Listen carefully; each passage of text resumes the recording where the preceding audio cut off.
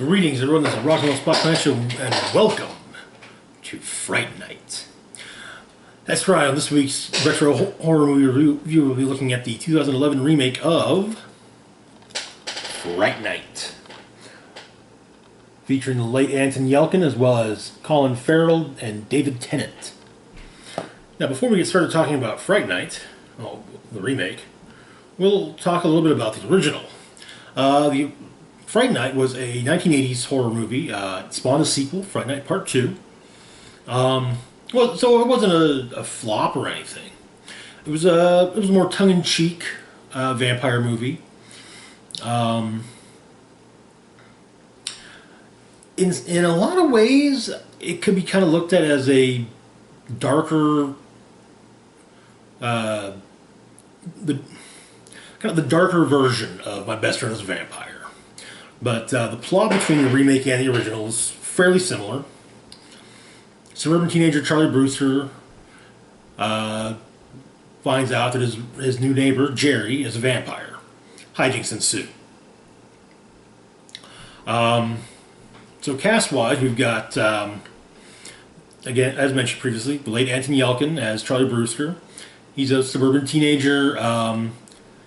Didn't used to be. He's recently had a popularity surge at school, which has netted him a girlfriend, and also kind of moved him out of, or kind of caused him to move away from his less popular friends. Colin Farrell plays Jerry, a vampire who's moved in next door to Charlie and his mother. He claims that he does night construction on the Strip, as the movie's set in the suburbs of Vegas, rather than just the, nameless suburbs of the U.S. David Tennant plays Peter Vincent, and what's probably one of the larger differences between the remake and the original. In the original, Peter Vincent is basically a washed-up horror actor from like the 60s. The kind of actor who played Van Helsing or similar characters in Hammer horror films, or the Fright Night universe's version of the Hammer horror films. But at the point of the original movie, he's been relegated to simply hosting syndicated television viewings of his old films and other horror movies that he may not have been involved in.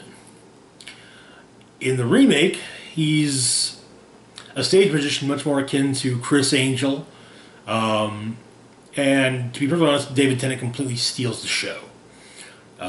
We first see him practicing his big nightly show, Fright Night, and afterwards, but he's got long hair and a goatee and leather pants, and later, within like 10 minutes of seeing him like this, he's pulled off his wig, the fake beard, and fake sideburns. So yeah. Anyway, but he also has a rather large collection of occult memorabilia. And I do mean large. But next up we got Imogen Poots as Amy, who is Charlie's girlfriend.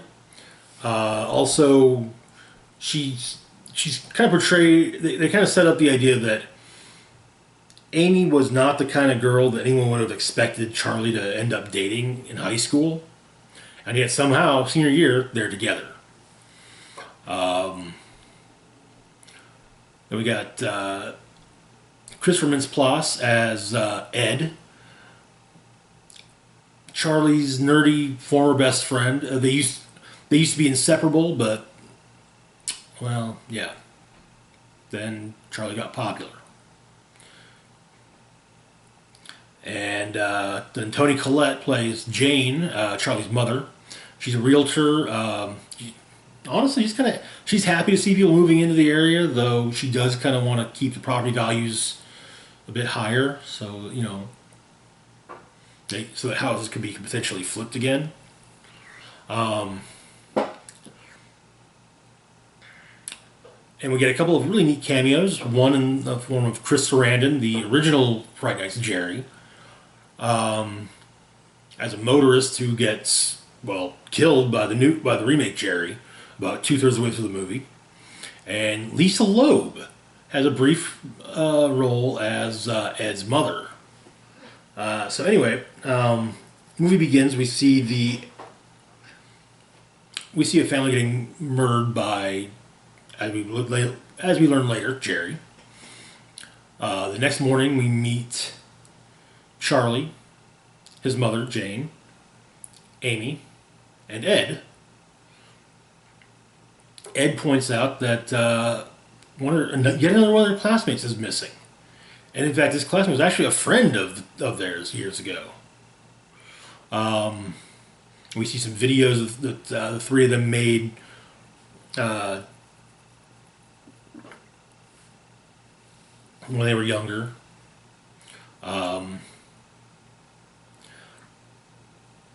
But Ed's of the opinion that there's a vampire killing people in the area. Of course, Charlie thinks he's being insane, and he's like, "Yeah, sure. At some point after school, we'll check out the house." Of course, while Ed means right after school, Charlie means at some point after school has ended for the day, and so yeah. But they get into a fight. And Charlie basically tells him to stick it, and which leads to Ed being found by Jerry and then turned. Also, Ed has some proof should be noted also. Ed has some proof showing that actually maybe Jerry is a vampire. Maybe Jerry is the vampire. Basically, it's like shots from cell phone pictures of nothing, basically. When there clearly should be something, where it's clear something is missing from the shot. But so this at least, especially when Ed doesn't show up to school the next day, this does start to make Charlie think maybe he was onto something. So he begins trying to surreptitiously keep an eye on Jerry, without telling his family what's going on. But and then Jerry goes after one of the neighbors. Charlie tries to rescue her, but he ends up rescuing her as the sun's coming up the next morning.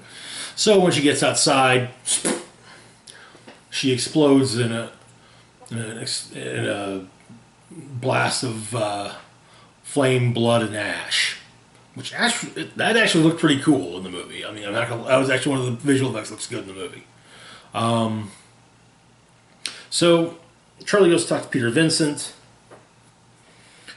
Peter Vincent basically is like, so I'm a drunk. I'm just pretending to be all this. Yeah, not really the master of dark forces or anything. But yeah, so Charlie leaves disappointed. Figures he's on his own.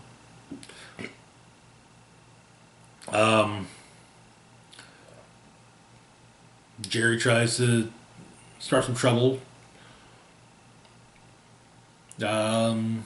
And Charlie's mom's on his side, on Charlie's side. But this leads to a chase and the big reveal of what Jerry looks like, fully transformed, which could look better. That's one of the big failings of the movie, is some of the visual effects could look a little bit better. But this culminates in Jerry being staked through the chest, not the heart, but the chest, by Jane. Jane, Charlie, and Amy go into the hospital as Jane passed out after staking Jerry. And then Amy and Charlie go in to talk to Peter Vincent, who's looked at the paperwork that the papers of Ed's that Charlie left, and realized, oh, maybe that kid was onto something. Turns out that yes, vampires are real. Peter Vincent does know a little bit more about them than he would like to admit, and he explains that the specific breed of vampire he's dealing with is a snacker. They like to keep their prey handy to feed on, just occasionally snack on. However, Ed shows up. Bit of a pain in the ass, and Jerry shows up with him. Over the course of things, Ed gets killed by Charlie, but Amy gets taken by Jerry. And so afterwards, Peter Vincent decides he's leaving town, and that Charlie would be smart to do the same. But Charlie kind of says he can't do that. He's not gonna be the kind of person his dad was. But Peter outlines a basic idea for a plan so that maybe Charlie could rescue Amy, and gives him a stake blessed by Saint Michael. It's said that if a vampire is killed with it, all their victims who've been turned revert to normal. So, okay, well, see if it'll work. And so Charlie gets some supplies, crossbow,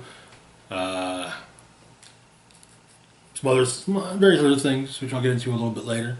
Shows up at Jerry's house and is promptly joined by Peter Vincent, who also realizes that, he doesn't want to be the guy that runs away either. So they go after Jerry and his brood. Peter gets mauled a bit. Then, while Jerry and Charlie are sitting in a sunlit area within Jerry's basement that they've managed to create, we learn what the rest of the supplies that Charlie got were. A fire suit. And he has Peter light him up, then he bum rushes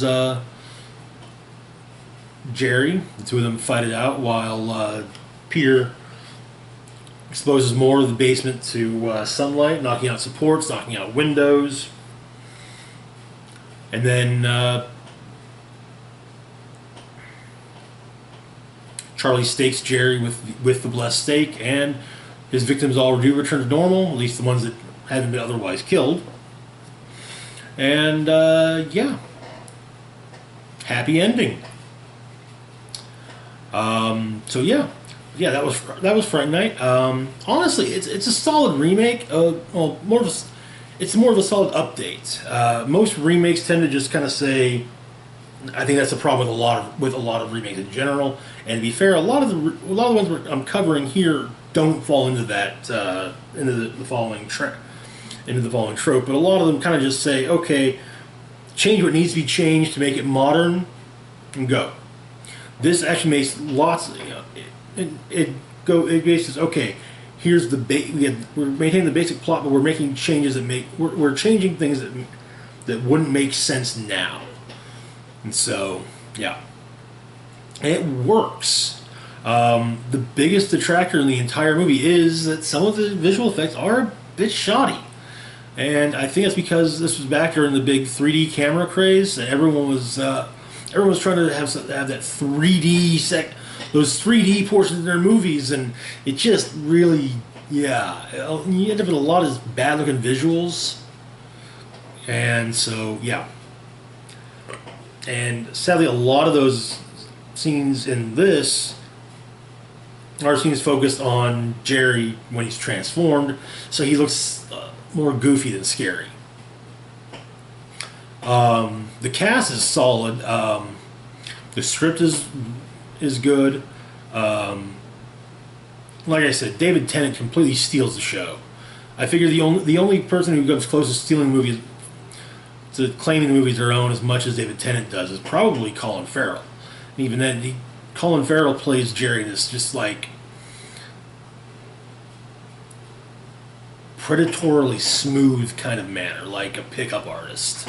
You know, like that one. There was that one douchebag who was kind of a big pickup artist back in the day online.